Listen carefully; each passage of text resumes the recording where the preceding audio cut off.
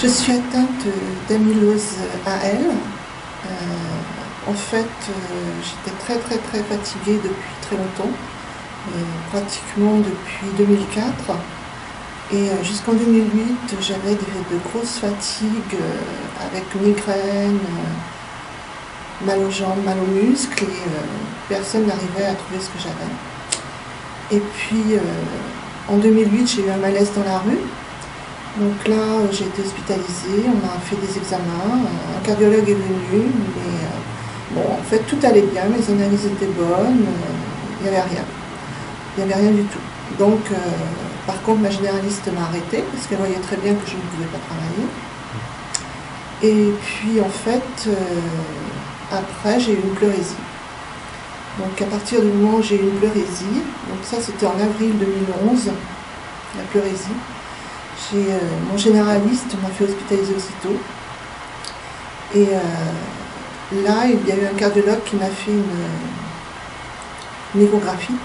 Et avec l'échographie, lui, il a vu qu'il y avait quelque chose de brillant, un petit peu de bizarre. Et il a déclenché une IRM pour le lendemain. Et le lendemain, avec l'IRM, je crois que ça se fait avec des brillances. Donc là, ils ont vu qu'il y avait certainement une suspicion d'amylose. Et là, direction Henri Mondor. Et donc à Henri Mondor, j'étais servi au 8e, avec aussitôt le professeur Damy. Et j'ai eu tous les examens donc, de base, les biopsies. Donc la première biopsie que j'ai eue, c'était la biopsie des glandes salivaires devant. Ensuite, c'était un prélèvement de moelle osseuse, je crois. Et puis un autre à l'os aussi, à la hanche.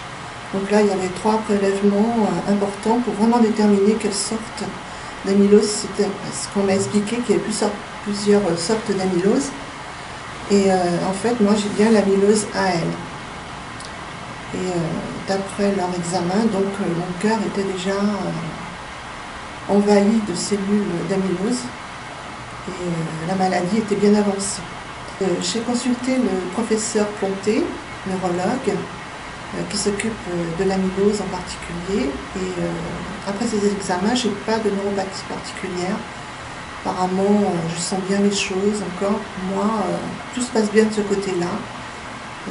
Moi, j'ai plus mal aux muscles, c'est plus mes muscles qui me font mal que le côté nerf. Ils ont traité aussitôt avec une chimiothérapie, avec le docteur Belladj. Et j'étais partie pour avoir 9 cures de chimiothérapie. Et donc j'ai commencé en juin 2011, la chimio. Donc là, c'était tous les mois, au départ, j'avais une chimiothérapie en cachet, plus de la cortisone. Et après, pendant 4 semaines, une piqûre, enfin c'était une piqûre, une petite dose de Velcade. Et ça, et la 5e semaine, je n'avais rien, c'était pour récupérer. Mais à partir du mois d'octobre, mon cœur était encore plus fatigué. Pour maintenir tout ce qui était œdème, lors de la chimiothérapie, donc j'ai eu des traitements comme l'Azilix, etc., tout ça, tous ces médicaments pour stabiliser un peu et m'aider à supporter la chimiothérapie. Parce que, évidemment, avec la cortisone, on a tendance à faire beaucoup d'œdème.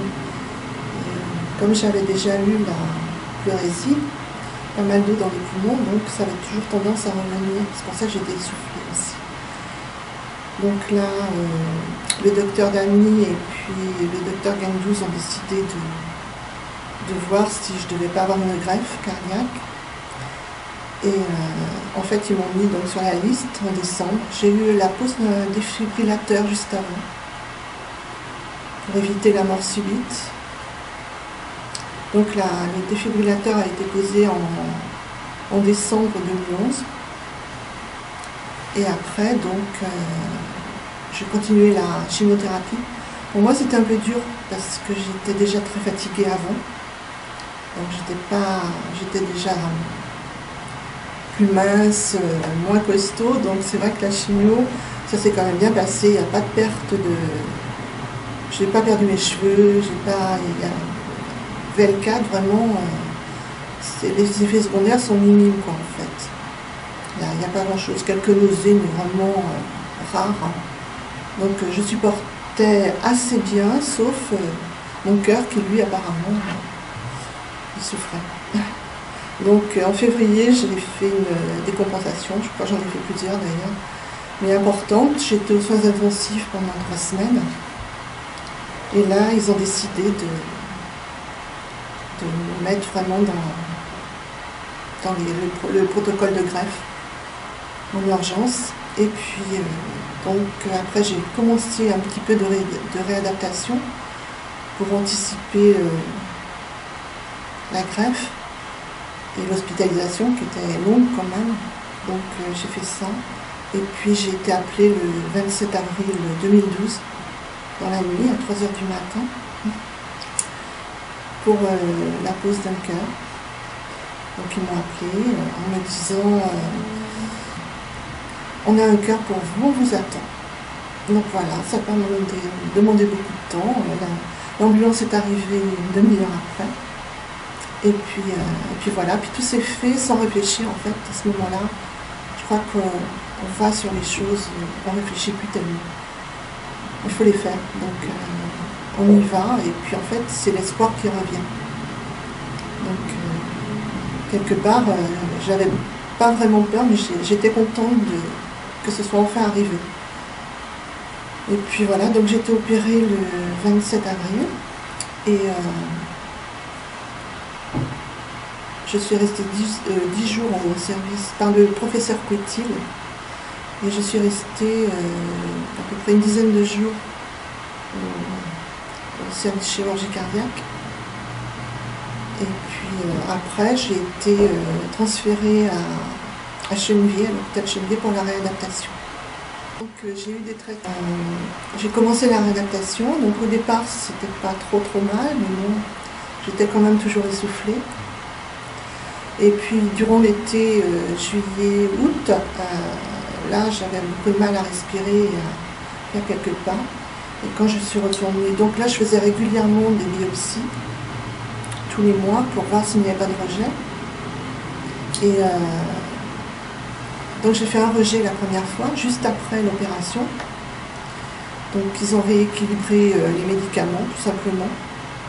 Et ensuite j'ai eu 3-4 biopsies. Et donc ça porte à peu près sur le mois de septembre-octobre. Et là apparemment il y avait un problème à la valve tricuspidienne. Donc ils ont pris la décision, le professeur Coutil, le chirurgien, a pris la décision de me réopérer et de réparer la valve. Donc j'ai été réopérée le 4 décembre 2012. Voilà, et puis j'ai refait le même chemin, réadaptation à Chenevier.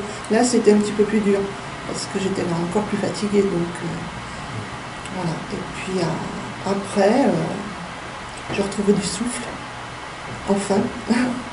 Et là c'était vraiment quand même, ça a été bénéfique. Donc à partir du mois de juin, ça a commencé à aller un petit peu mieux. Mais j'avais toujours très mal à mes jambes, et puis les muscles, les bras, des migraines, mal aux yeux. Et là, on s'est reposé la question, effectivement, si ce n'était pas les dépôts d'amylose d'avant qui me refaisaient souffrir. Et en fait, apparemment, ce serait ça. Donc là, je suis surveillée encore par rapport à tout ce qui est infection et tout, pour les anti-rejets et pour les rejets, bien sûr.